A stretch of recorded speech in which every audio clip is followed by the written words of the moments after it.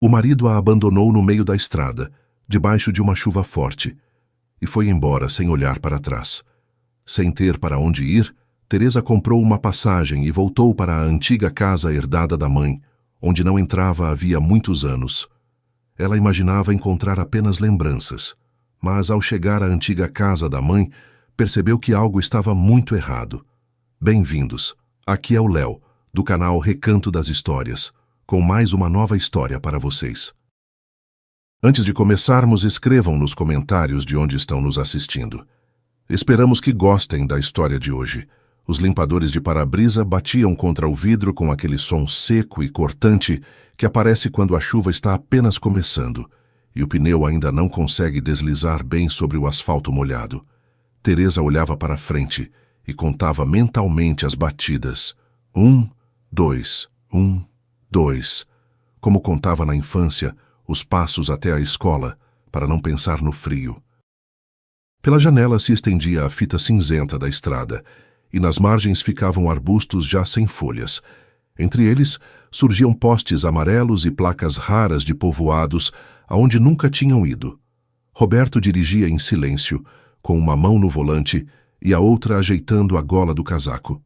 Dele vinha o cheiro habitual de colônia e aquela irritação especial que nos homens não se acumula de uma única conversa, mas de toda uma vida. Você de novo sentada como uma estátua, disse ele, sem virar a cabeça. Pelo menos diga alguma coisa como gente. E o que eu vou dizer, Beto? Essa sua mania, o que eu vou dizer? Então é melhor ficar calada de vez. Teresa ajeitou a bolsa sobre os joelhos. A bolsa era velha, com a alça gasta, que ela mesma havia costurado havia algum tempo, com um fio cinza, porque não tinha fio preto em casa. Dentro havia uma garrafa térmica, um sanduíche embrulhado em papel alumínio, uma carteira, o documento e uma caixa de remédios para a pressão. Ela ia ao aniversário da sobrinha, e Roberto a semana toda reclamara que aquela não era a família dele, não era a festa dele, e que agora o fim de semana dele estava todo perdido. A discussão começou por uma bobagem. Ela pedira para ele passar na farmácia. Ele disse que não ia fazer desvio. Ela respondeu que então a deixasse na loja e começou a confusão.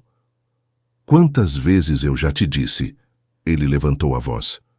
Você sempre está insatisfeita com tudo. Eu sou ruim para você, eu faço tudo errado na hora errada. Você ficou pesada, Teresa, no jeito e em tudo.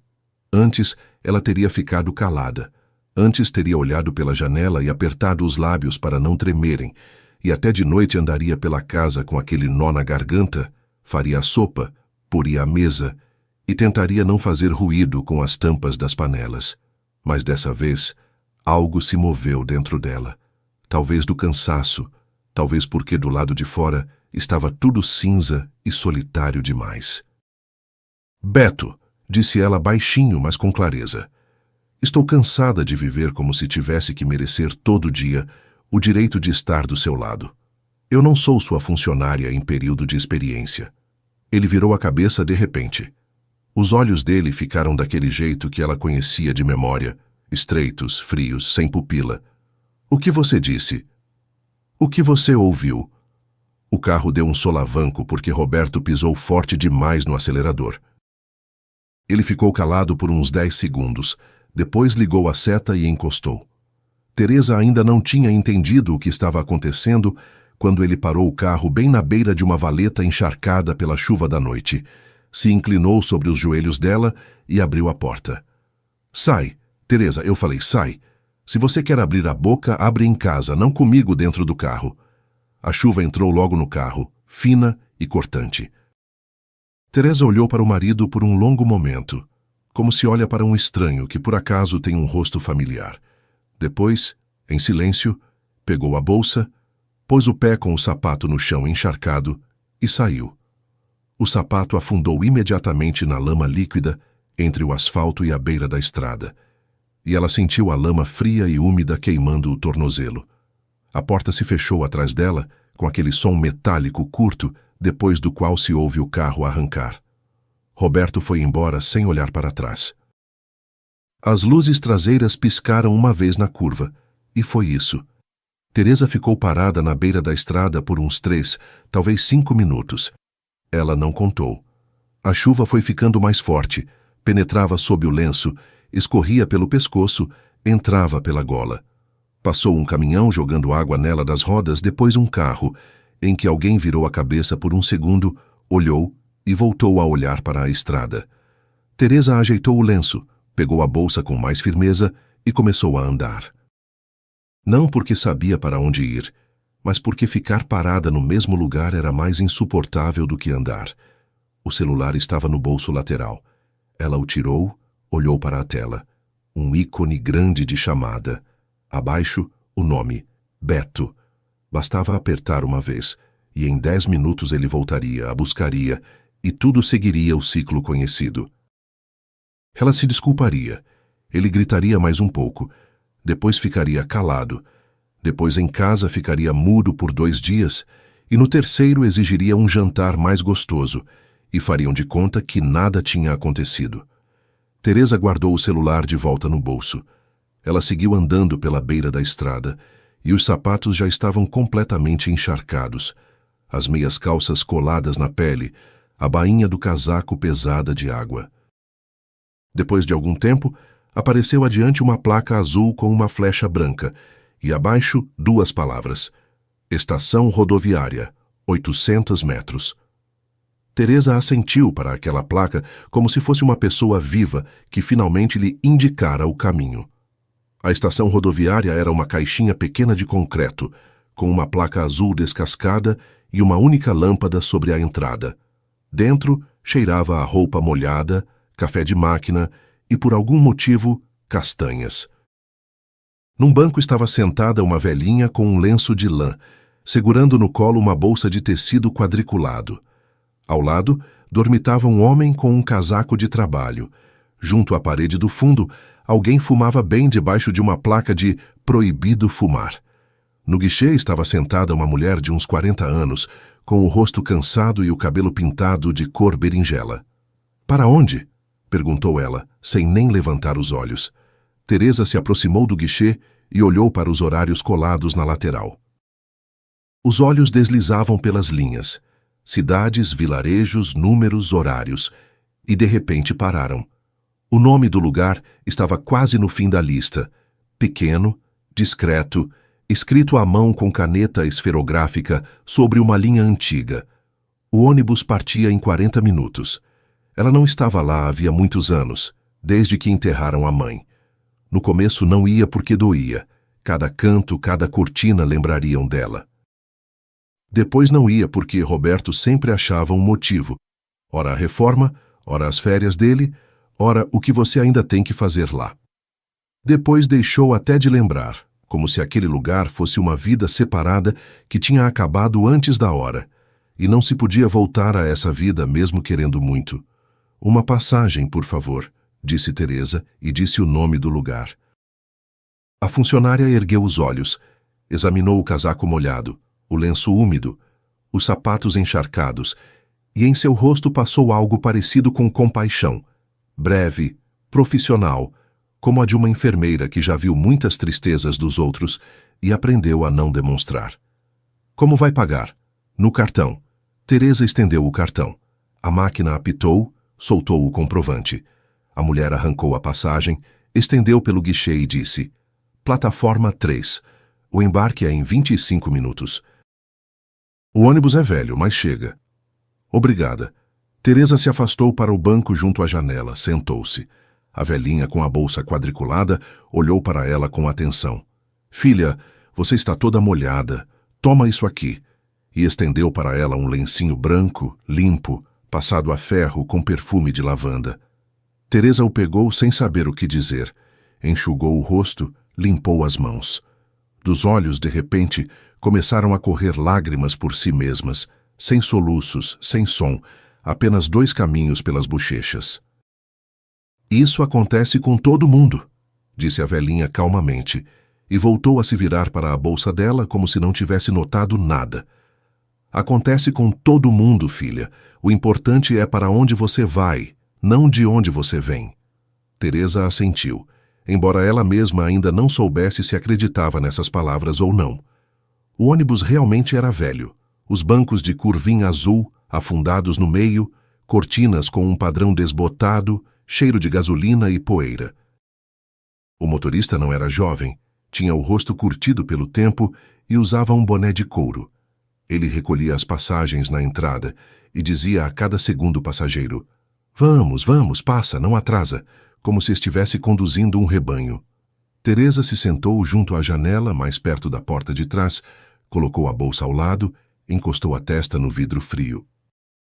O ônibus tinha um cheiro familiar.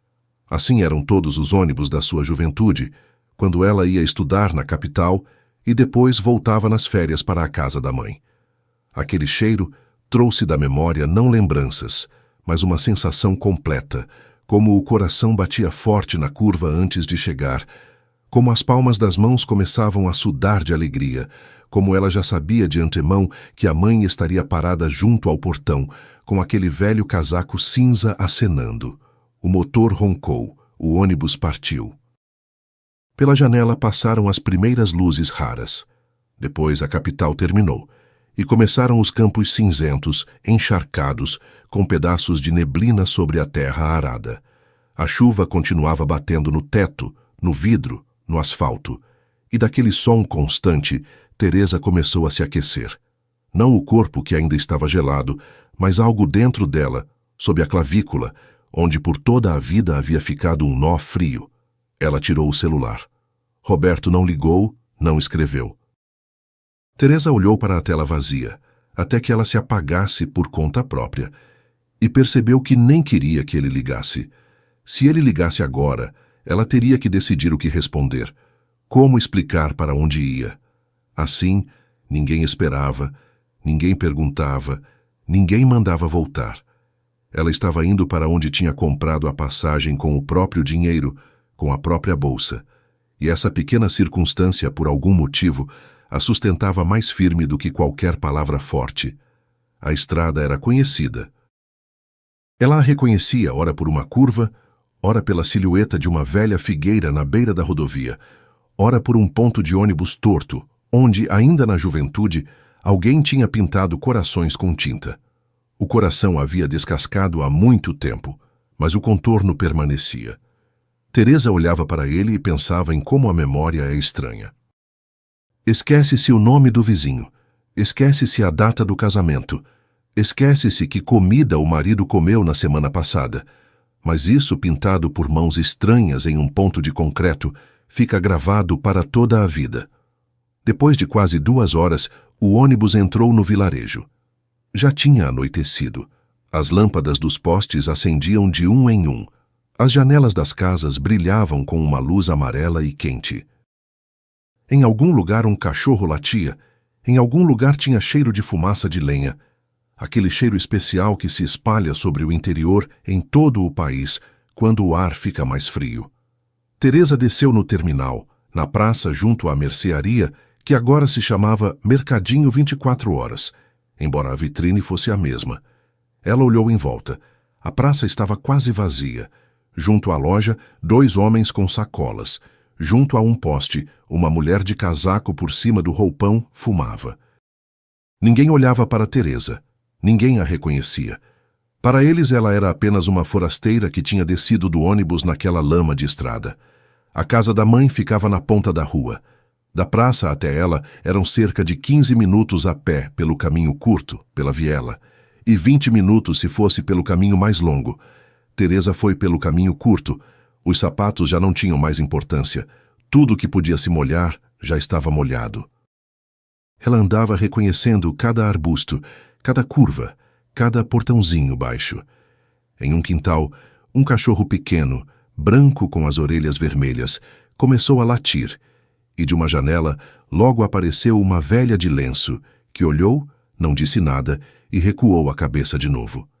Teresa virou para a sua viela. O coração bateu forte, como tinha batido no ônibus na juventude. Ela se preparava para o pior. Lúcia, todos esses anos, repetia ao telefone: "Teresa, a casa está apodrecendo. Você devia ver." O telhado vaza. No canto tem mofo. A cerca caiu no quintal, as ervas estão mais altas que a cintura. Não serve para nada. só dá despesa. Teresa escutava, assentia, de vez em quando transferia dinheiro para a irmã para despesas imprevistas, ora para o reparo do telhado, ora para uma fechadura nova, ora porque apareceram ratos e era preciso dedetizar.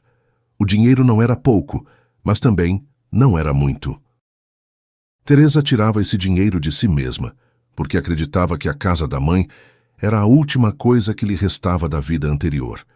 E se ela desmoronasse, a memória desmoronaria também. Ela se aproximou do portão e parou. A cerca estava reta, não nova, mas firme, pintada de verde escuro na parte de baixo. O portão não estava pendurado em uma só dobradiça, como ela lembrava, mas tinha sido substituído por outro, metálico, com um pequeno alpendre arrumado. No portão havia um cadeado.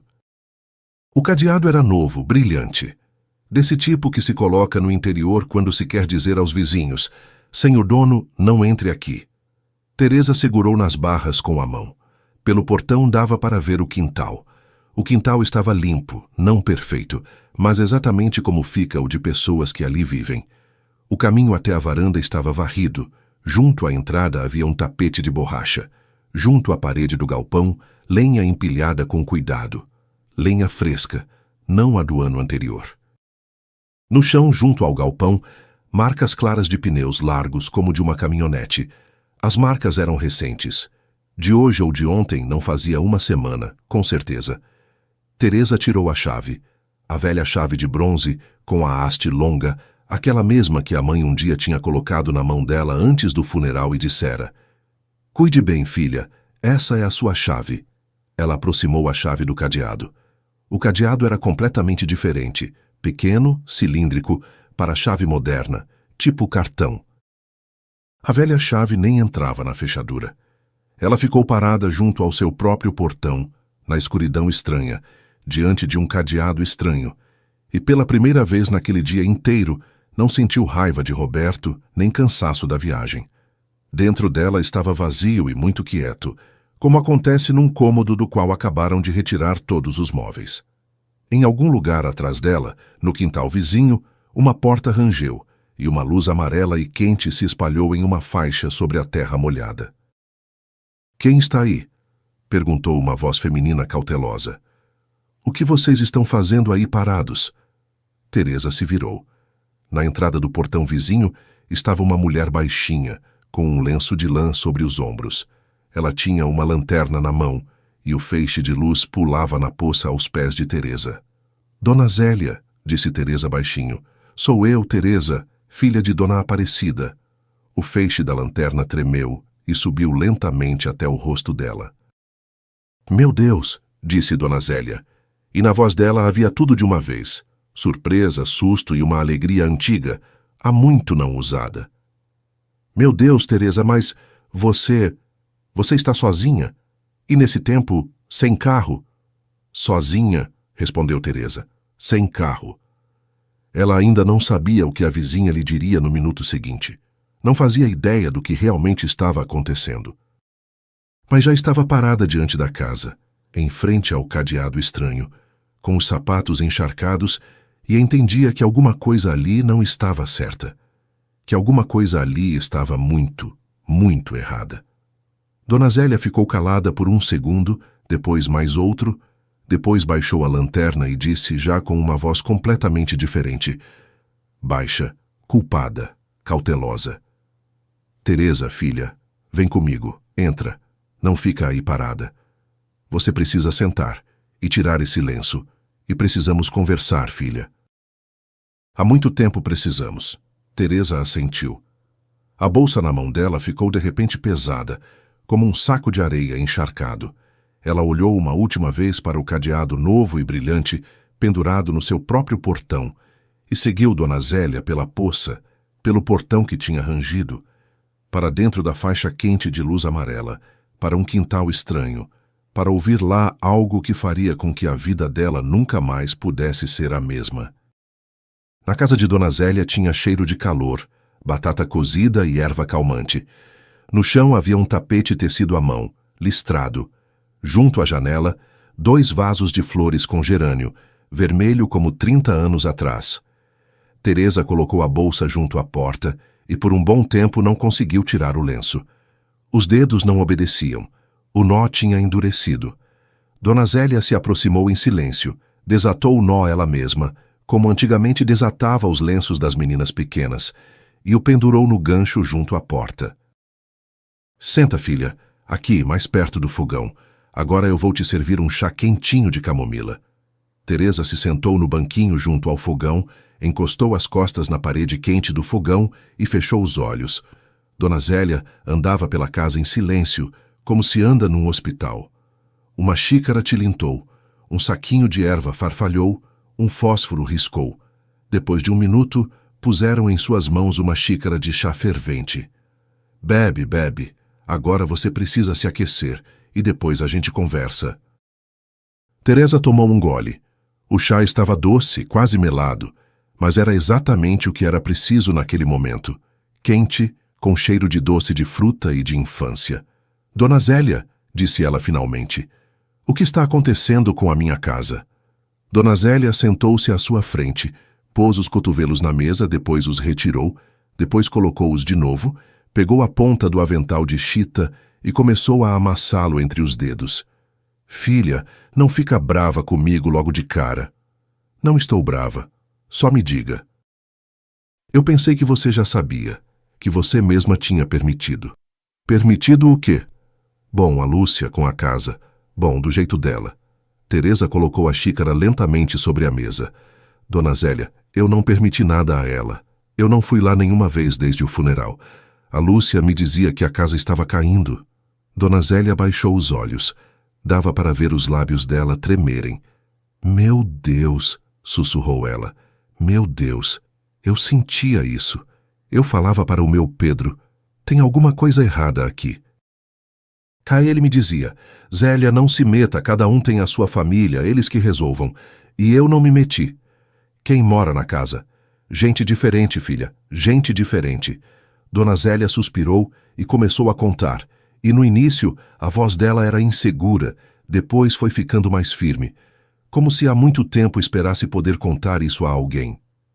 Em certas épocas, ela contava, na casa, quase sempre havia veranistas. Vinha uma família da capital, um homem com a mulher e 2 filhos adolescentes. Eles ficaram 2 semanas num mês, depois de novo em outro mês. As crianças pegavam insetos num pote, corriam descalças pela rua, pisotearam as rosas debaixo da janela de Dona Aparecida. Dona Zélia depois replantou. Depois veio uma mulher solteira com um cachorro grande e branco. Essa ficou quase um mês. Ia ao poço com balde e fotografava o pôr do sol no celular. Depois um grupo de jovens, moços e moças. Esses faziam barulho, ligavam música alta no carro. Dona Zélia uma vez até bateu na cerca pedindo para abaixarem o som. Em outras épocas, continuava ela, a casa também não ficava vazia. Várias vezes alojaram trabalhadores ali, homens de uma equipe que reformava o centro comunitário, e depois o galpão de gado na periferia. Moravam de 3 a 4 pessoas. Saíam de manhã bem cedo, voltavam à noite, sujos, com fome. Acendiam o fogão, cozinhavam no fogão. Nos fins de semana, compravam cachaça na loja. No fim do ano, na casa ficou um casal já não tão jovem, de uma região vizinha. Esses pediram para ficar 3 noites. Dona Zélia ouviu a Lúcia explicando para eles onde estava a lenha, onde estava a água, e como fechar a porta para não entrar vento. Ela alugava, filha. Alugava. Teresa escutava em silêncio. O chá na xícara esfriava, no fogão estalava baixinho. Eu uma vez perguntei a ela, disse Dona Zélia. Ela riu, disse, Dona Zélia, hoje todo mundo faz isso assim, pela internet. A dona está longe, a casa fica de qualquer jeito. Eu só fico de olho. Eu naquela hora acreditei que você sabia. Pensei que você tinha confiado a ela, porque você morava longe demais para ir lá. Eu não confiei nada a ninguém, Dona Zélia. Eu sei, agora eu sei. Dona Zélia se levantou, foi até o armário, tirou da gaveta um molho de chaves. Filha, vou te dizer uma coisa. Pelo portão você não vai entrar hoje. O cadeado é novo. E na porta da frente também trocaram a fechadura. Mas na varanda do lado da horta ainda existe a entrada antiga. Lá a dona Aparecida colocou uma fechadura ainda em vida. Lembra, nós duas colocamos juntas há muitos anos. A Lúcia parece que não chegou até aquela entrada. Ela estendeu para Teresa o molho de chaves. Eu fui lá há uns 3 anos no jardim da frente para regar as plantas. Tenho uma chave reserva, pega. Elas saíram juntas. Dona Zélia pôs sobre os ombros de Teresa sua velha capa de chuva, azul vivo, com um cinto que não amarrava até o fim. Foram pelo quintal, por um buraco na cerca que Dona Zélia apontou com a mão e riu. Isso aqui fizemos eu e a sua mãe, quando pisoteamos para ir uma na casa da outra sem precisar passar pelo portão. A chuva, àquela hora, já tinha quase parado. Caía só uma garoa fina, como por um filtro. Sob os pés, a terra encharcada da horta fazia barulho. Dona Zélia ia na frente com a lanterna, Teresa atrás. A varanda ficava do outro lado da casa, pequena, com uma única janelinha estreita. A porta era velha, de madeira, forrada nas bordas com um plástico rasgado. Dona Zélia chacoalhou as chaves, escolheu a certa. Girou 2 vezes. O cadeado se abriu. Não logo de primeira. Foi preciso levantar a porta pela maçaneta. De dentro veio um cheiro de frio, poeira seca e, por algum motivo, sabão. Entra, filha, com cuidado. A sua avó fez a soleira alta aqui para os gatos não entrarem. Teresa passou a soleira. A varanda era quase a mesma de antes. O mesmo teto baixo, o mesmo banco junto à parede, as mesmas cortinas de florzinhas pequenas, mas no banco não estavam os potes de conservas da mãe, e sim um par de botas de borracha número grande, masculinas, estranhas. No gancho junto à porta estava pendurado um casaco acolchoado que ela nunca tinha visto. No chão, um tapetinho novo, ainda com cheiro de loja. Elas seguiram adiante para o vestíbulo, dali para a cozinha. Teresa parou no meio da cozinha e moveu os olhos lentamente. Na janela havia cortinas limpas, não as da mãe, brancas com quadriculado azul. As da mãe eram de flores grandes. Na soleira da janela, um vaso de babosa, bem cuidado, regado. Na parede, onde a mãe pendurava calendários de cada ano, agora havia um único calendário pequeno, de um hotel de serra, promocional. Sobre o fogão, uma coifa nova, branca, brilhante. O fogão era outro, não a gás de botijão como antes, mas moderno com 4 bocas. No chão, um piso novo, bege com pontos cinza. Teresa lembrava bem como era o piso, tábuas pintadas e uma no meio que sempre rangia. Fizeram reforma aqui, disse Dona Zélia baixinho atrás dela. Antes de começar a alugar, eu pensei que era para isso que você dava o dinheiro. Eu dava para o telhado, para o cadeado, para os ratos. Dona Zélia só sacudiu a cabeça. Teresa abriu o armário sobre a pia. Lá estavam pratos estranhos, brancos, com uma fina borda azul empilhados com cuidado. Xícaras estranhas, garfos estranhos no porta-talheres. Nenhum objeto familiar. Ela lembrava do conjunto de louça da mãe, com bolinhas verdes. Onde estava? Lembrava da panela de alumínio com a tampa amassada, em que a mãe fazia compota. Onde estava? Lembrava da espátula de madeira com que a mãe virava os bolinhos de mandioca. O cabo da espátula estava queimado de um lado, e Teresa, ainda criança, chorava por causa daquele lado queimado, porque parecia que a espátula sentia dor. Onde estava aquela espátula? Ela seguiu adiante. A sala grande. Ali também estava arrumado de um jeito que dava medo. Um sofá-cama junto à parede, um cobertor novo acolchoado, com um desenho de flores. Uma mesinha de centro. Uma televisão pequena, plana, na parede. A cômoda da mãe não estava mais lá. No lugar dela, um armário de madeira aglomerada barata, cor de carvalho claro, do tipo que se vende em qualquer loja. Na parede, um quadro estranho, uma paisagem com mar, claramente para um ambiente de conforto de hotel. Teresa abriu o armário. Dentro, pilhas de roupa de cama nova, amarradas com fitas, toalhas dobradas de 3 em 3.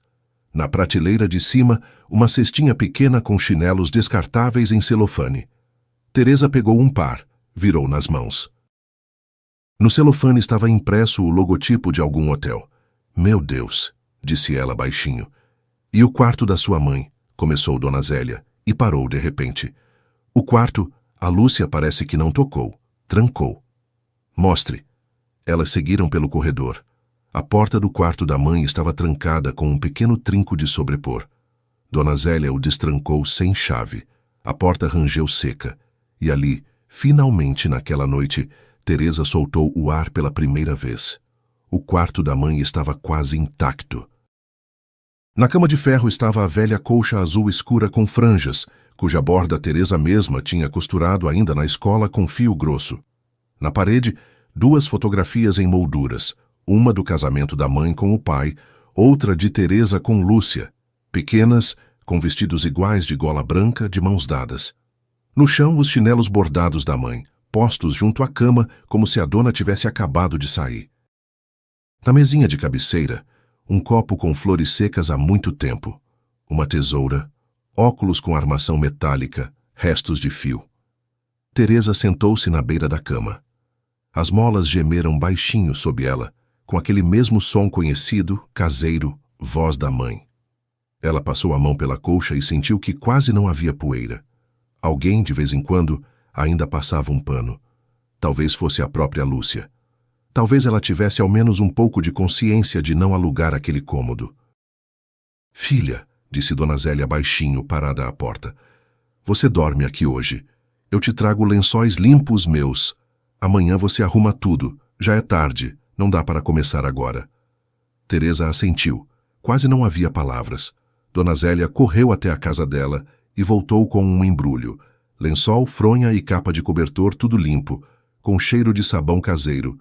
Arrumou a cama ela mesma com habilidade, como quem já fez isso muitas vezes.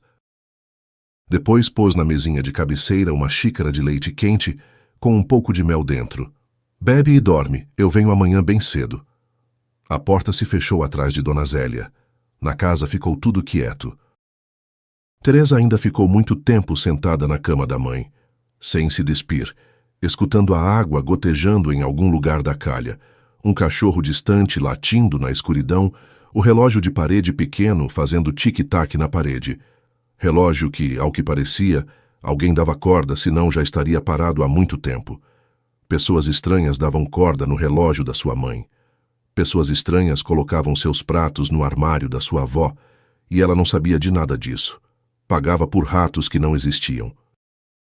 Ela só adormeceu de madrugada, sem se despir, vestida com o roupão da mãe que encontrou no armário, o único objeto da mãe que ninguém tinha tocado. Acordou porque uma luz amarela forte batia na janela. A chuva já tinha parado. No vidro brilhavam gotas, e atrás delas um arbusto de hibisco molhado, sem folhas, aquele mesmo embaixo do qual ela uma vez escondia da Lúcia um cofrinho feito de lata de conserva. Teresa se levantou, lavou o rosto com água fria de um balde, tomou um chá com um pedaço de pão que Dona Zélia tinha deixado e começou a arrumar. Começou pelo armário do quarto da mãe. Aquele armário a Lúcia não tinha aberto, era visível pela poeira acumulada nas prateleiras e por como as coisas estavam dobradas, com a mão da mãe, a moda antiga, com cuidado, em pilhas. Teresa examinava tudo devagar. Um lenço floral que a mãe usava na igreja. Um casaquinho cinza tricotado, com 2 botões no pescoço. Uma carteira de couro sintético. Dentro, algumas moedas pequenas e uma receita médica para pressão, dobrada em 4. Cartões postais antigos, contas de luz amareladas, calendários da década de 80. A prateleira de cima era a mais alta. Teresa colocou um banquinho, subiu, passou a mão. Primeiro tropeçou numa caixa de sapatos. Dentro havia rolos de lã e agulhas de tricô. Depois, uma pilha de revistas antigas. E no canto mais distante, junto à parede de fundo, a mão encontrou algo duro, retangular. Teresa puxou. Era uma pasta de papelão, azul, gasta nos cantos, amarrada em cruz com um elástico de escritório largo. Na capa, Nada, só um leve rasgo de caneta esferográfica, como se em algum momento a mãe tivesse pensado em escrever um nome, mas desistido. Teresa desceu do banquinho, sentou-se à mesa da cozinha, onde havia mais luz. Tirou o elástico. O elástico se rompeu sem resistir, e a ponta bateu na mão dela. Dentro havia papéis. No topo, o certificado de propriedade em nome da mãe. Depois, uma cópia do testamento, datilografada na velha máquina, onde a mãe escrevia, em preto no branco: "A casa e o terreno deixo para a filha mais velha, Teresa." O nome de Lúcia aparecia numa linha separada, com o direito de ajudar a cuidar da ordem da casa. Nenhuma menção a dispor, nenhuma a alugar, nenhuma a vender em caso de necessidade. Apenas cuidar. Em seguida, cópias de contas: luz, gás, imposto de terra, tudo de anos passados, todas pagas pelo cartão de Lúcia. Depois, um maço de cartas, com a letra da mãe, em papel simples pautado. Teresa as colocou de lado, sem abrir. Para elas era preciso tempo e coração tranquilo. E no fundo mais profundo da pasta, um envelope de papelão grosso, amarelo. Teresa o abriu e despejou o conteúdo sobre a mesa. Comprovantes, extratos bancários. Não da mãe, de Lúcia. Pelo visto, a mãe um dia preparara aquilo para um advogado. Teresa lembrava que a mãe, antes de morrer, pretendia formalizar algo, alguma procuração, e perguntara a Teresa por telefone sobre um advogado. Teresa, naquela época, dispensara o assunto. "Mãe, eu vou aí. A gente resolve." E depois a mãe adoeceu, e elas não resolveram. Teresa percorreu com os olhos a primeira página, uma transferência para o cartão. Data, valor. Na descrição do pagamento, uma linha curta. Aluguel da casa, 1 semana. O valor pequeno, mas real. Data, 4 anos atrás. Ela virou a página. A transferência seguinte. Hospedagem, 2 semanas. O valor, já maior. Data, 3 anos atrás. Adiante, depósito de 1 semana. Pagamento da casa. Pagamento da casa, novo mês. Equipe. Aluguel, fim de semana. Teresa ia colocando as folhas, uma sobre a outra, como cartas de baralho. Os números na coluna do total, ao final da pilha, já estavam somando uma quantia que não era pequena. Em 4 anos dava para um carro bom, ou para reformar um apartamento na capital, ou para uma viagem ao litoral todo ano.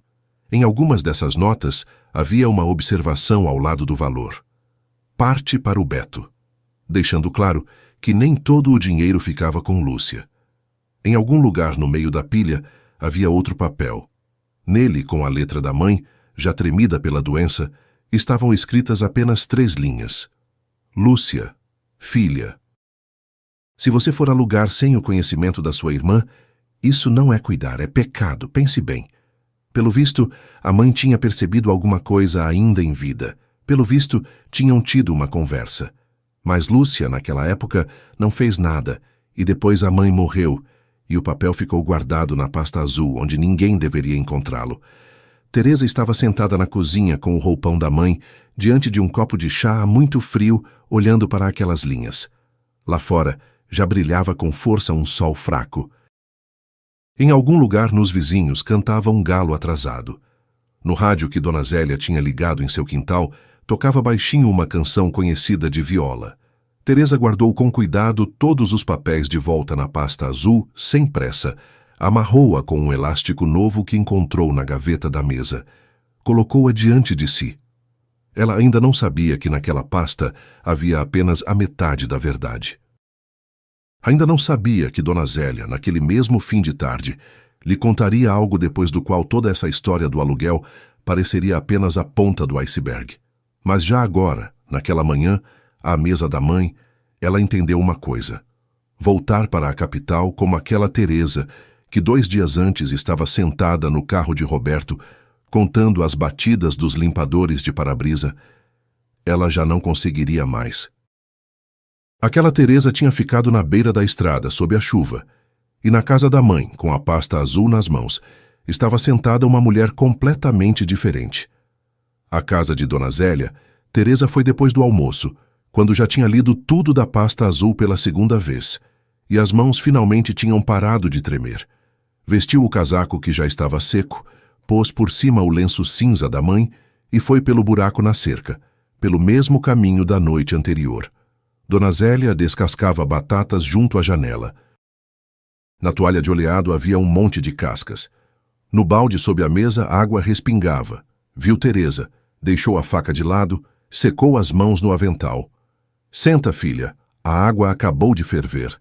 Dona Zélia, eu precisava falar com a senhora. Coisa séria. Eu entendo, desde de manhã estou esperando que você viesse.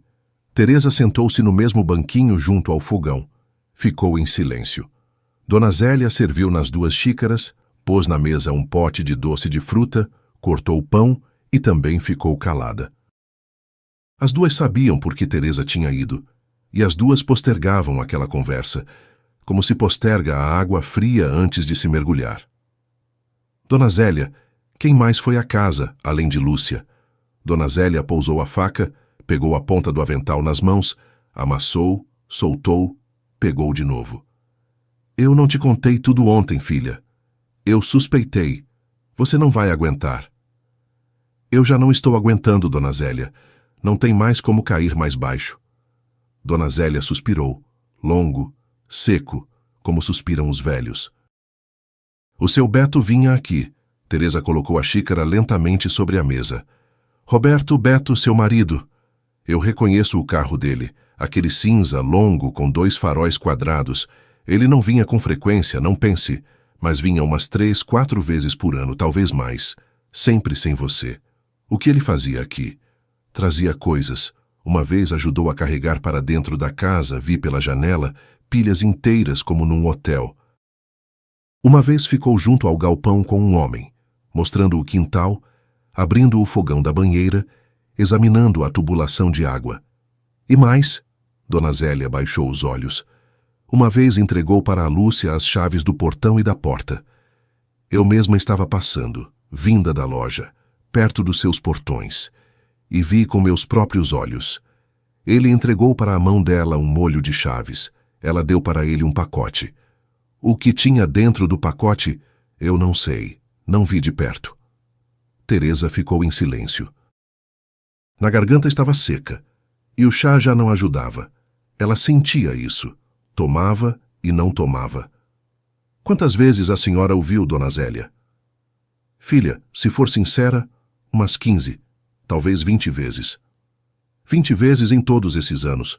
E a senhora ficou calada. Dona Zélia apertou os lábios, ficou calada. Eu mesma me culpo por isso há 2 anos, mas você entenda, Teresa, eu não sou tão boba assim. Eu logo entendi que tinha algo errado. Só pensei.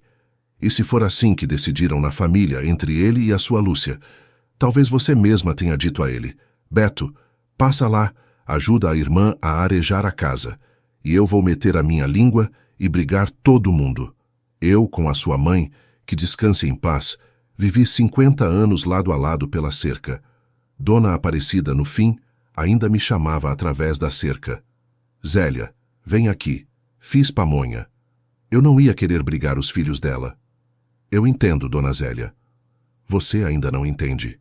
Escuta o resto. O Beto uma vez ele mesmo veio falar comigo. Por 1 minutinho. Eu estava na horta cavando mandioca. Ele se aproximou da cerca, saudou educadamente como genro e disse, Dona Zélia, se você ver a minha Teresa, não conte para ela que eu venho aqui. Não quero preocupar a esposa com bobagens. Senão ela já começa a ficar nervosa, a pressão sobe. Assim mesmo disse, bobagens. Eu naquela hora pensei, bom, o homem está cuidando. Embora o coração já tivesse ficado meio inquieto. O que mais ele disse? Bom, nada de especial. Que ele dizia estava ajudando a sua irmã por questão de família para a casa não se perder. Que você dizia tinha esfriado com esse lugar, que era difícil para você depois da mãe. E que não precisava você voltar para lá. Não precisava reabrir essa ferida. Disse exatamente assim. Não precisa machucar a alma dela. Filha, eu naquela hora ainda tive pena dele, velha boba que sou. Teresa virou-se para a janela. No vidro, um besouro andava devagar movendo as antenas, sem entender onde tinha caído. Em algum lugar, num cômodo mais distante, um despertador batia regular, monótono, e nesse minuto, na cabeça de Teresa, encaixaram-se todas as peças que ela não tinha entendido durante anos. Roberto sempre encontrava um motivo para que eles não fossem para lá. Ora o trabalho, ora a reforma, ora deixa para o próximo fim de semana, ora estou cansado. Quando Teresa começava a falar que precisava ir ver a casa, talvez arrumar, ele logo começava a ficar irritado. Uma vez até gritou: "Você fica que nem criança correndo atrás dessa sua casa. Já está na hora de derrubar com um trator." Outra vez disse com calma, com carinho: "Teresa, para que você quer ir lá? Lá não tem nada de bom, só umidade. A Lúcia cuida." E quando ela uma vez sugeriu que seria bom vender a casa, já que de qualquer jeito estava ali parada, Roberto olhou para ela de um jeito estranho, muito estranho, e disse: "Não tem pressa, deixa ficar mais um pouco." Lúcia sempre se ofendia, e ela acreditava nela. Acreditava porque outra possibilidade nem lhe passava pela cabeça. Agora tinha passado. "Dona Zélia, eu vou ligar para a Lúcia agora, daqui mesmo." "Posso?" "Liga, filha. Quer que eu saia?" "Não. Fica." "Eu preciso de uma testemunha hoje." Teresa pegou o celular, discou para a Lúcia. Ela atendeu na terceira chamada. "Teresa, cadê você que desapareceu? Eu te liguei ontem 2 vezes, você não atendeu. Vocês aí, você e o Beto, deu alguma coisa de novo? Ele me escreveu de manhã meio nervoso." Pelo visto, Roberto tinha lhe contado da discussão ainda na noite anterior, antes mesmo de Teresa decidir o que fazer. Lúcia falava rápido, fácil, como sempre, com a voz um pouco apreensiva, um pouco ofendida, um pouco cuidadosa. "Lúcia, eu estou no interior." No telefone fez-se silêncio. Só se ouvia do outro lado, água correndo na pia de Lúcia. Parecia que a torneira estava aberta. "Em qual lugar?" "Na nossa terra. Na casa da mãe." "Na casa da mãe?" Lúcia fechou a torneira. "E como você chegou lá?" "De ônibus. Roberto me deixou na beira da estrada e eu vim para aqui." "Deixou." "Teresa, o que você está falando?" "O que você está ouvindo, Lúcia? Eu entrei na casa pela varanda. O cadeado do portão não serviu para a minha chave. Você sabia? Eu vou te fazer uma pergunta, só uma. Quem foi que colocou o piso na cozinha da mamãe?" "Que piso?" "O bege com pontinho cinza." Lúcia ficou em silêncio por uns 5 segundos, depois falou com outra voz, mais calma, mais cuidadosa. "Teresa, bom, você chegou e já vem com acusações. Deixa eu pelo menos respirar." Eu arrumei um pouco lá. Mudei algumas coisas. Eu já te disse 100 vezes, a casa está parada. Precisa de manutenção, não foi para mim." "Lúcia, eu encontrei a pasta azul da mãe, na prateleira de cima do armário." Silêncio de novo, dessa vez mais longo. "Que pasta?" "A pasta, Lúcia. Onde estão os documentos e os extratos das suas transferências de 4 anos? Aluguel, depósito de 1 semana, equipe. Lúcia, está tudo na minha frente." "Teresa, você não entendeu nada disso." "Quanto dinheiro você recebeu nesses anos, Lúcia?" "Teresa, a casa ficaria parada do mesmo jeito. Eu não fiz isso para mim. Eu não deixei ela se perder. Você não ia lá, para você não fazia diferença. Eu lá até remendava a cerca e arrumava o telhado e dedetizava os ratos." "Não tinha rato nenhum. Eu perguntei para a Dona Zélia e eu mesma vi. Não tem nenhum vestígio. Foi para isso que eu te mandava dinheiro, para ratos que você inventou." No telefone, Lúcia começou a respirar mais rápido. "Teresa, você está magoada agora, eu entendo. Brigou com o Roberto e agora descarrega em mim." "Lúcia, quem te entregava as chaves? No portão no ano passado, quando você recebeu o pacote." O silêncio foi tão denso que Teresa conseguia ouvir atrás de si o gotejar da torneira de Dona Zélia dentro do balde. Isso foi o Beto me ajudando por questão de família." "Teresa, o que é isso?" "Lúcia, eu não estou inventando nada." A vizinha viu 20 vezes, e o próprio Roberto pediu a ela que não me contasse, para não preocupar a esposa com bobagens. E aí Lúcia explodiu. Não de imediato. Primeiro ainda tentou manter o tom, tentou rir. Teresa, a dona Zélia já está velha. O que ela teria visto? Mas não funcionou. A voz quebrou. E o quê? E o quê, Teresa? Você sempre teve tudo. A mamãe costurava para você os melhores vestidos. Para você ela deixou a casa? Para você um marido normal, apartamento na capital, tudo para você. E eu, o quê? Por uma miséria nesse interior a vida inteira, eu não tenho direito de ganhar um troco? Você não precisava dessa casa. Não precisava, admite. Você nunca a teria aberto se o Beto não te tivesse deixado na estrada. Lúcia, se escuta. Não, é você. Se escuta. Você sempre foi a santa entre nós. E eu, me virando. Eu também aqui me virando. Você, com o seu apartamento, não vai entender nada. Lúcia, quanto dinheiro? No total. Lúcia começou a chorar. Alto, sem se conter, como na infância, quando se ofendia com a mãe. Eu te digo depois, não agora. Está bem, não agora. Teresa desligou, pôs o celular na mesa com a tela para baixo. Dona Zélia olhava para ela sem pestanejar, e ela mesma estava mais pálida que o normal. Ai, filha, isso ainda não é tudo. Dona Zélia, o Roberto vai ligar agora.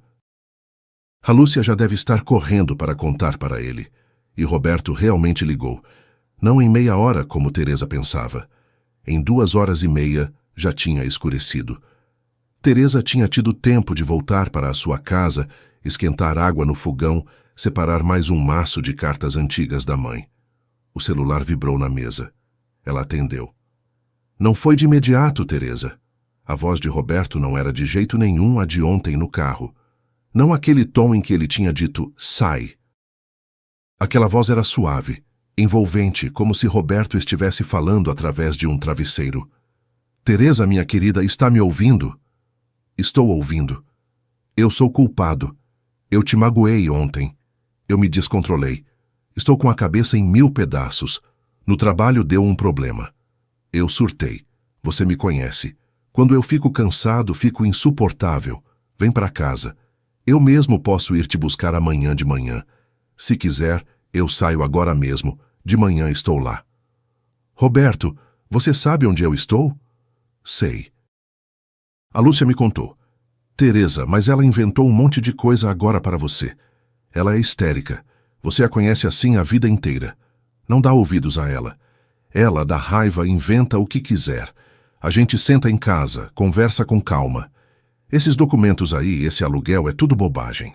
Eu te explico tudo, não precisa, por causa de uma casa velha, destruir uma família. Teresa, está me ouvindo? Não precisa.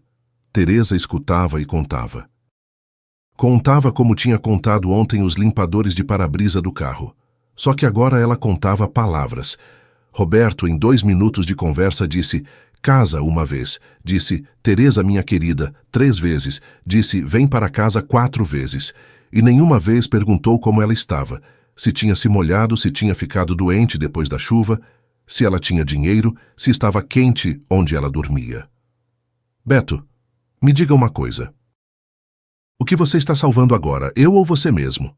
No telefone fez-se silêncio. Teresa ouvia ele respirando e entendeu definitivamente. Ele não estava com medo de perder a esposa. Estava com medo de perder o esquema. Tranquilo, conveniente, montado ao longo de anos, no qual a casa da mãe dela lhe trazia dinheiro, enquanto ele fingia ser um marido que não sabia de nada, ocupado, cansado. Teresa, o que é isso agora? Disse ele finalmente, e a voz dele voltou a ficar igual, mais pesada, mais habitual. Você está com a viagem na cabeça, está cansada, está achando um monte de coisa. De manhã as coisas ficam mais claras. Eu te ligo amanhã. Não liga, Beto, eu mesma ligo quando quiser. Ela desligou primeiro, pôs o celular junto à pasta azul e ficou por muito, muito tempo olhando para a janela escura, atrás da qual já não se via nem a cerca, nem o hibisco, nem o galpão. Só o próprio reflexo no vidro. Estranho, desconhecido, muito calmo. Teresa começou a manhã bem cedo. O despertador tocou às 6 e ela se levantou quase ao mesmo tempo. Mesmo assim, não conseguiu descansar bem. Lavou o rosto, fez a trança, vestiu roupa limpa e foi para o ônibus até a sede da comarca. No cartório, ficou sentada por quase 1h30. Uma mulher jovem de óculos olhou os papéis da pasta azul, digitou algo no teclado, depois disse com calma: "A senhora é a proprietária legal, está tudo certo. Vamos restaurar os documentos e registrar o fato de o aluguel ter sido feito sem consentimento. Reúna o que puder. Conversas, anúncios, testemunhas, quanto mais, melhor." Teresa anotou tudo num caderninho, por itens, com a sua letra pequena de escola. Depois passou no arquivo da comarca, depois num advogado que o cartório tinha recomendado. O advogado não era jovem, usava um suéter com cotoveleiras já gastas e na porta tinha uma placa Dr. Mendes. Ele a escutou, assentindo, e disse: "Vamos abrir um processo separado contra o marido. Ocultação de receitas, disposição do seu patrimônio sem consentimento. O divórcio você pode pedir paralelamente. E senhora, a senhora não é a única. Não se preocupe. De homens como o seu Roberto, eu tenho uma pasta inteira na estante." À tarde, Teresa voltou para o interior. Dona Zélia a esperava junto ao portão. "Filha, eu encontrei 3 pessoas, daqueles que moraram com vocês. Eu lembrava bem os nomes de cada um. Tenho boa memória para rosto. Eu falei para o meu Pedro: senta aí e dita esses números no celular." Na mão de Dona Zélia estava um papel de caderno com 3 números e nomes. Teresa sentou-se com ela à mesa e começou a ligar. O primeiro inquilino, aquele homem que tinha ido com a mulher e os filhos, atendeu logo. Disse que sim, alugaram, pagavam no cartão. Nome: Lúcia. A conversa pelo aplicativo de mensagens estava salva. Mandaria os prints agora mesmo. Mandou. Teresa leu sem nem pestanejar. "A proprietária mora longe, não cuida do lugar. Qualquer dúvida é comigo." A segunda inquilina, aquela mulher com o cachorro, também respondeu. O terceiro não atendeu, mas mandou uma mensagem curta. Pagava em dinheiro para o líder da equipe, que passava para a mulher, não lembro o nome. Aquilo era suficiente. Lúcia chegou 2 dias depois. De manhã, Teresa estava justamente estendendo no quintal as cortinas da mãe, aquelas de flores grandes que tinha encontrado no fundo da cômoda. Ouviu a porta de um carro bater junto ao portão, não o carro de Roberto, um carro estranho, um táxi vindo da sede da comarca. Lúcia entrou no quintal com passo seguro. Assim andam as donas de casa, não as culpadas. Vestia um casaco novo, vinho e botas de tacão, muito elegantes demais para o interior.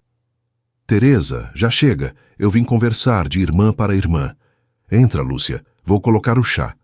Na cozinha, Lúcia sentou no mesmo banquinho em que Teresa tinha sentado na primeira manhã. Olhou em volta, e o olhar dela travou por um segundo nas prateleiras vazias, onde antes estava a louça de Lúcia, nas cortinas retiradas, na caixa com os chinelos descartáveis embalados, num canto. "Você está recolhendo tudo?" "Estou recolhendo o que é dos outros e pondo o meu no lugar." "Teresa, eu realmente investi aqui. O piso, o fogão, a coifa, isso tudo foi dinheiro meu." "Lúcia, eu tenho na pasta os seus extratos. Eu calculei. A reforma é a 10ª parte da sua renda." "O resto onde foi?" Lúcia ficou calada, depois levantou o queixo. "Teresa, está bem. Eu guardei alguma coisa. Meu filho estava entrando na universidade. Você sabia? Ele precisava de alojamento, de roupa, de notebook. Você está bem de vida. E eu tenho filho. Você não tem." "Lúcia, quem te disse que eu nunca abriria a casa?" "Ninguém." Lúcia se encolheu como diante de uma mosca. "Ninguém. Eu mesma." "Foi o Beto que te disse? O que exatamente? Que você não entende de patrimônio? Que se você tocasse na casa ia vender logo por uma miséria para o primeiro que aparecesse? Que pelo menos ele garantiria que o dinheiro ficasse na família? Ele dizia assim: Lúcia, você é inteligente, você entende. Não pode confiar essas questões a Teresa." Teresa serviu o chá em silêncio. Colocou diante da irmã. "E você acreditou, Teresa?" Ele dizia isso com tanta segurança. Ele te conhece há 20 anos. Eu pensei, talvez eu esteja vendo errado alguma coisa. Você viveu comigo como irmã, mas acreditou nele. Lúcia baixou os olhos para a xícara. Não bebeu o chá. Roberto chegou ao anoitecer. Ele mesmo no carro cinza, com os 2 faróis quadrados que Dona Zélia reconhecia a 1 quilômetro de distância, bateu no portão. Teresa abriu. Nas mãos de Roberto havia um buquê de crisântemos brancos com um tom esverdeado, daqueles que vendem junto à estação. Teresa, eu vim falar com você como gente. Ela o deixou entrar no quintal. Na casa não deixou entrar. Ficaram parados junto à entrada, sob a lâmpada amarela, da qual caía sobre o chão um círculo irregular de luz. Teresa, eu pensei muito. Eu estava errado. Eu vou te contar tudo como é. A Lúcia pediu ajuda.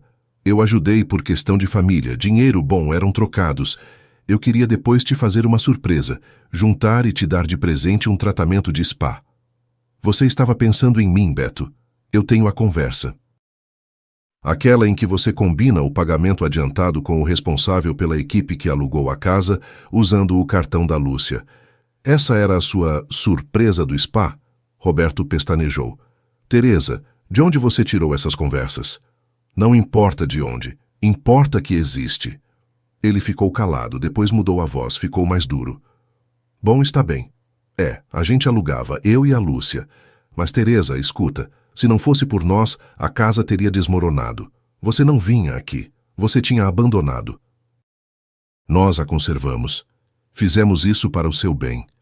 Roberto, você conservou não para mim. Você conservou para você mesmo. Teresa, pensa no que eu falei antes de tomar qualquer decisão. Ele ficou parado um pouco, ainda com o buquê nas mãos. Depois o colocou na escada da entrada com cuidado e foi embora. No dia seguinte, tudo se desfez. Um dos antigos inquilinos, aquele com a mulher e os filhos, encontrou no e-mail um antigo anúncio de aluguel, com fotos dos cômodos. O piso bege, a coifa branca, o sofá junto à parede. O número de contato era o de Lúcia. Mandou tudo isso para Teresa, junto com os prints da conversa. E mais um dia depois, a segunda inquilina, aquela mulher com o cachorro, enviou uma mensagem reencaminhada de Roberto, onde ele combinava com ela as datas de chegada e pedia para transferir para o cartão da irmã da minha esposa. Ela cuida da contabilidade. Teresa imprimiu tudo e chamou Lúcia. Ela chegou no dia seguinte já sem o casaco vinho, com uma roupa simples. Sentou-se à mesa. Teresa, em silêncio, colocou diante dela uma pilha de impressos. Lúcia leu por um bom tempo, sem chorar, sem gritar. Nada, apenas lia e virava página após página. Na última mensagem, em que Roberto escrevia para a inquilina: a esposa não sabe, e não precisa saber, ela é nervosa. Lúcia fechou os olhos. Ele me dizia que eu o tinha envolvido nisso, que ele só ajudava por causa do meu pedido, e ele, pelo visto, ele mesmo arranjava os inquilinos e a equipe e os conhecidos, e ficava com a parte dele, e me colocava na frente. Te colocou na frente, Lúcia. Lúcia pôs as mãos sobre a mesa, e foi aí que chorou. Não como ao telefone, histericamente e com rancor, mas baixinho, resignada, como se chora quando se entende que foi enganada não uma única vez. Teresa, eu vou te dizer, há muito tempo quero dizer. Eu te invejava desde criança, desde sempre.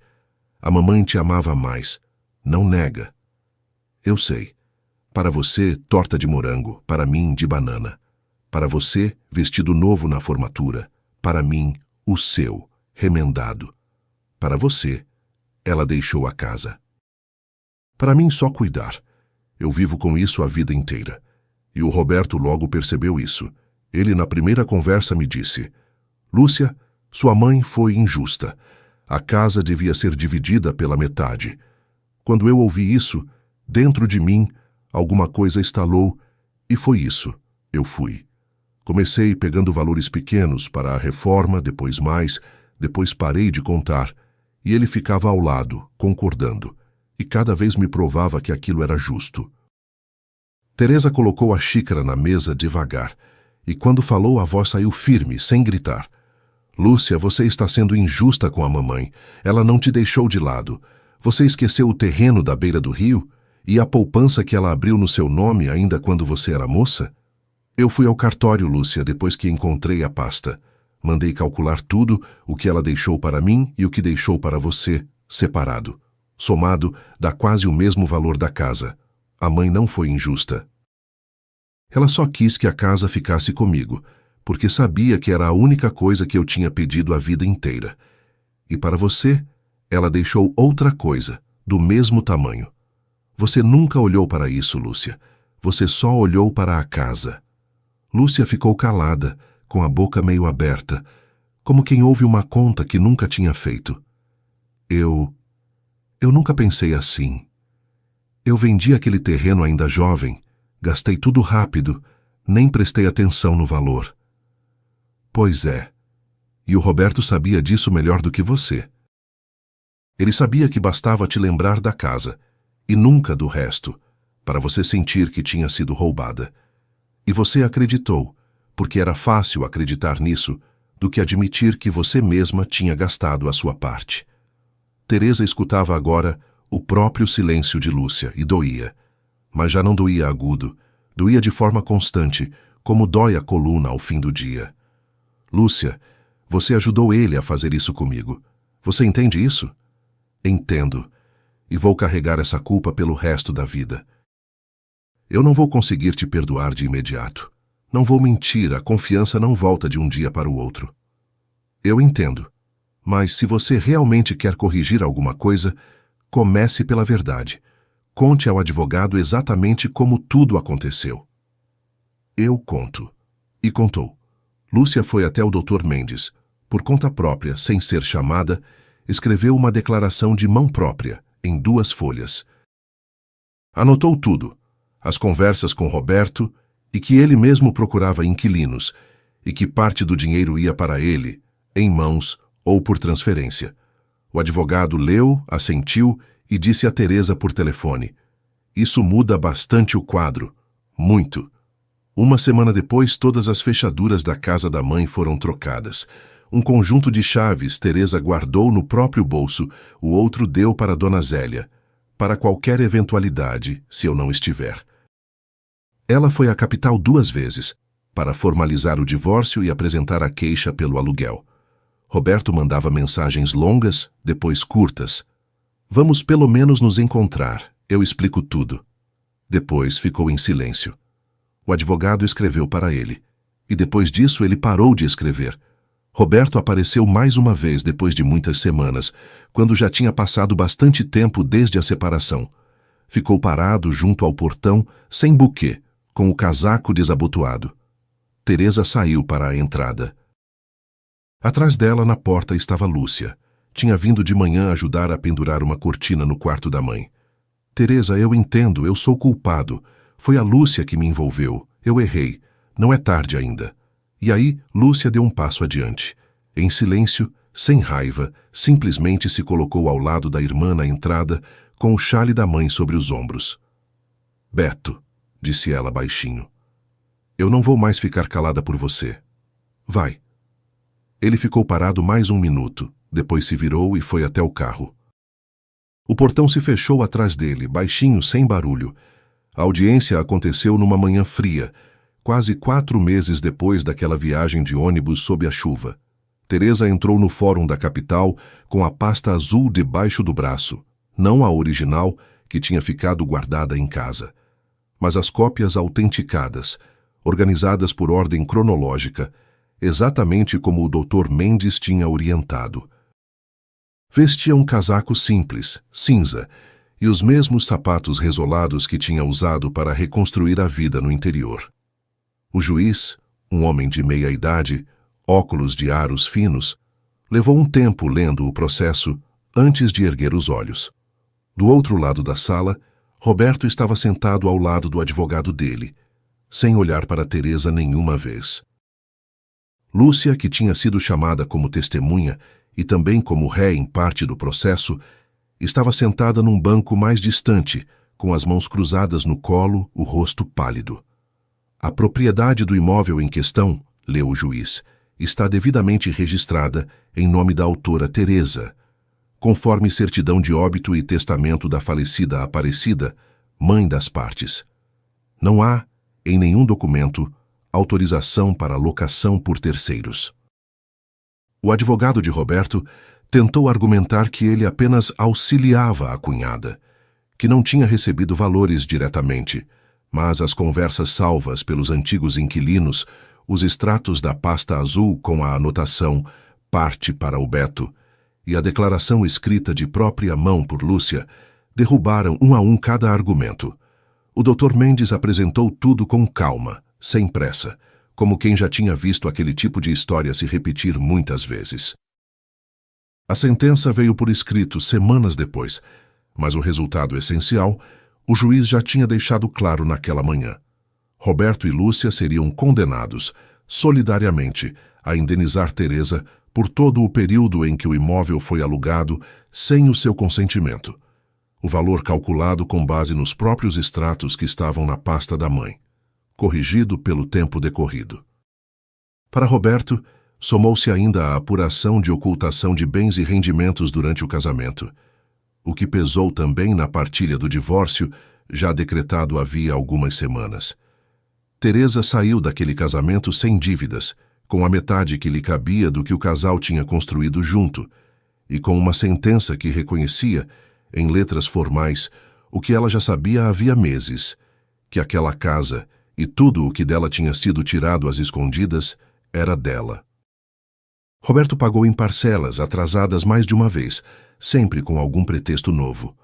Lúcia, diferente dele, não esperou ser cobrada pela justiça. Vendeu um carro que tinha comprado naqueles anos, usou parte das economias do marido e foi devolvendo mês a mês sem reclamar, sem pedir desconto. Como quem paga não só uma dívida em dinheiro, mas uma dívida mais antiga e mais difícil de medir. Eu sei que dinheiro não apaga o que eu fiz, disse ela a Teresa um dia, entregando um envelope fino na mesa da cozinha. Mas é o que eu tenho para te dar agora. O resto eu vou ter que mostrar com tempo, não com depósito. Teresa guardou o envelope sem contar ali mesmo. Não porque não importasse, importava e muito, mas porque já tinha aprendido que algumas coisas, entre elas, precisavam de outro tipo de prova. O divórcio se tornou definitivo numa tarde comum, sem cerimônia. Apenas um papel a mais assinado e uma ligação curta do Dr. Mendes confirmando: "Está encerrado, Dona Teresa. A senhora está livre." Teresa não sentiu a euforia que talvez tivesse imaginado anos atrás, quando ainda contava as batidas dos limpadores de para-brisa para não pensar em nada. Sentiu, em vez disso, um alívio quieto, parecido com o de quem finalmente solta um peso que carregava há tanto tempo que tinha esquecido o próprio peso. Ela não voltou para o apartamento da capital. Vendeu a sua parte, acertou os últimos detalhes com o advogado e mudou-se de vez para a casa da mãe, a mesma casa onde tinha dormido na primeira noite vestida com o roupão que encontrou no armário, a mesma onde tinha encontrado a pasta azul na prateleira mais alta. Trouxe poucas coisas da vida anterior: roupas, alguns livros, uma caixa de fotografias. O resto, decidiu, já estava ali, esperando. A louça com bolinhas, as cortinas de papoula, a espátula com o lado queimado, o relógio de parede que agora ela mesma dava corda, todos os dias na mesma hora. Lúcia continuou aparecendo todo fim de semana, como tinha prometido, mesmo nos primeiros meses em que Teresa ainda não conseguia conversar com ela sem sentir aquele nó antigo na garganta. Levava farinha, levava fios para Dona Zélia, ajudava a pintar a cerca, replantava as rosas que os filhos dos veranistas tinham pisoteado anos antes. Não pedia para ser perdoada em voz alta, só ia, voltava, ia de novo, da mesma forma silenciosa com que tinha entregado a espátula queimada num saco, sem dizer nada. Foi numa dessas tardes, mais de um ano depois daquela primeira noite na estrada, que Teresa percebeu que algo realmente tinha mudado entre elas.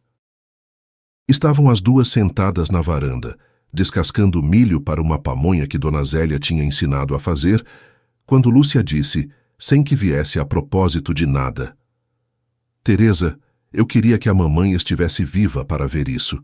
Você na casa dela, de verdade, e eu aqui do seu lado sem mentir para você. Ela estaria feliz, Lúcia, mais do que feliz.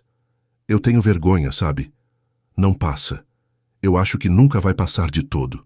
Não precisa passar de todo. Só precisa não voltar a acontecer. Lúcia olhou para as próprias mãos, sujas de palha de milho, e assentiu em silêncio, do jeito que tinha aprendido a fazer naqueles meses. Sem discurso, sem se desculpar de novo com as mesmas palavras, apenas estando ali, presente, dia depois de dia, até que a presença sozinha virasse prova. As duas voltaram a rir juntas pela primeira vez numa tarde de domingo, quando Dona Zélia contou, pela enésima vez, a história do buraco na cerca que ela e Dona Aparecida tinham feito décadas atrás. Lúcia riu tanto que chorou, e dessa vez era um choro diferente de todos os outros daquele ano. Leve, sem peso, da espécie que só existe entre quem decidiu, depois de tudo, continuar sendo família. Roberto nunca mais apareceu.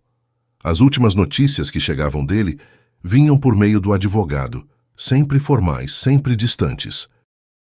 Teresa não pensava mais nele com raiva, só de vez em quando, com uma espécie de espanto frio, ao lembrar de quantos anos tinha passado acreditando que merecer um lugar ao lado de alguém era trabalho seu, e nunca dele. E a casa seguia ali, com as luzes acesas à noite, com o relógio dando as horas certas, com duas irmãs que tinham aprendido, tarde, mas a tempo, que o silêncio bom é aquele que se escolhe, e não aquele que se é forçada a guardar. Obrigado por terem escutado esta história. Aqui foi o canal Recanto das Histórias. Se gostaram, se inscrevam no canal e deixem seu like. Para vocês é um gesto simples, mas para nós faz toda a diferença.